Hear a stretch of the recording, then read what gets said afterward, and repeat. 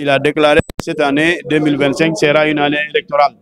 Il a déclaré aussi que le premier trimestre de cette année, il va prendre un décret pour convoquer le corps électoral pour le référendum. Nous tous, nous savons qu'appeler au référendum, c'est maintenant que les élections locales, c'est-à-dire les mairies, les législatives, après maintenant les présidentielles. C'est comme ça qu'on avait déroulé le programme de la transition. Donc nous attendons au premier trimestre pour convoquer le corps électoral.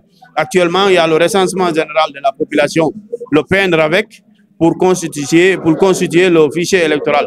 Actuellement, c'est ce qui est en train d'être fait.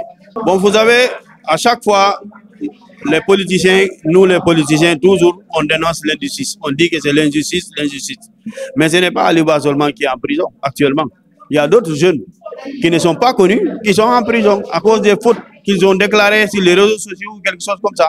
Lui, Aliba aussi, c'est le même problème qu'il a eu parce qu'il a parlé de quelque chose de très sensible. Vous savez, la religion, on ne badine pas avec. Il a attaqué directement les chefs religieux. Et en même temps, il a accusé le président de la République d'être corrompu. Et ses membres du CNRD. Donc, on lui a demandé d'amener ses preuves. Où sont les preuves qui montrent que le président de la République est corrompu? S'il ne peut pas les prouver, cela veut dire que c'est de la diffamation. Donc, la condamnation, on ne peut pas la contester. Mais, nous, ce que nous souhaitons, on ne souhaite à aucun Guinéen la prison. Surtout un jeune comme Aliouba qui a de l'avenir. Et là, c'est un politicien. On ne le souhaite pas parce que nous aussi, on est politique. Ce que nous disons, ce que nous lui conseillons, c'est de prendre ses responsabilités et enlever son ego et demander pardon aux chefs religieux. Et l'affaire est terminée. Moi, je pense que c'est la meilleure façon de faire parce que la grandeur d'un homme, c'est de reconnaître sa faute et de s'excuser. C'est ce qu'on appelle la grandeur d'un homme. De ce côté, il y a des politiciens qui sont là, qui ont gouverné la Guinée, qui ont été des ministres dans le pays pendant le temps de Alpha Condé, le temps de Lansana Conté. Il y a des politiciens actuellement qui sont des anciens premiers ministres qui ont dirigé ces pays-là, qui ont occupé des postes officiels. Premier ministre d'une république, ce n'est pas n'importe quoi. Si cette personne-là est accusée sur des détournements, est convoqué, il n'a qu'à répondre à la justice. C'est à lui d'expliquer, d'éclairer. Mais s'il ne répond pas à la justice, comment il veut que les gens le croient? S'il préfère rester à l'extérieur et appeler les jeunes à manifester, alors que lui, ce qu'on l'accuse, c'est des faits de corruption et de vente des biens de l'État. Donc, je pense que ça, c'est insensé. Vous comprenez? Donc, du côté, c'est-à-dire, en étant politique, il faut être responsable. La responsabilité incombe quoi? C'est-à-dire, il faut affronter la justice quand on veut diriger un pays. Si tu veux diriger un pays et tu ne veux pas affronter la justice, moi, je pense que tu ne le mérites pas. Le Premier ministre actuel, il est en train de faire tout son possible pour stabiliser d'abord le pays, pour attirer les investisseurs, parce que sans les investisseurs, la Guinée ne peut pas à elle seule organiser des élections. Parce que les élections, ça coûte cher. Actuellement, il y a beaucoup de projets qui sont mis en place. Mais avec tout ça là, s'il n'y a pas la paix, la quiétude, la tranquillité, on ne peut pas dérouler ces projets-là.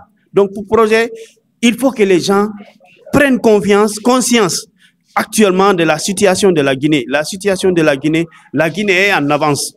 La Guinée est en train de progresser. Mais c'est avec tous les Guinéens que la Guinée doit avancer. On ne peut pas avancer seul.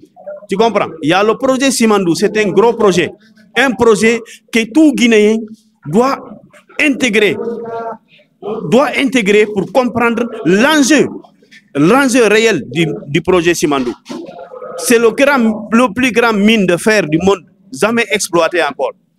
Il y a plus de 650 km de rails.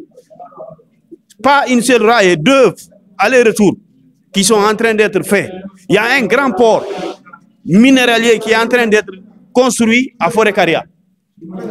Et ces rails-là ne vont pas seulement amener des fers ou bien de l'exploitation. Ça sera aussi, ils vont servir au transport des biens et services, des cultures qu'on cultive au niveau de ces zones-là. Il y aura aussi le transport public.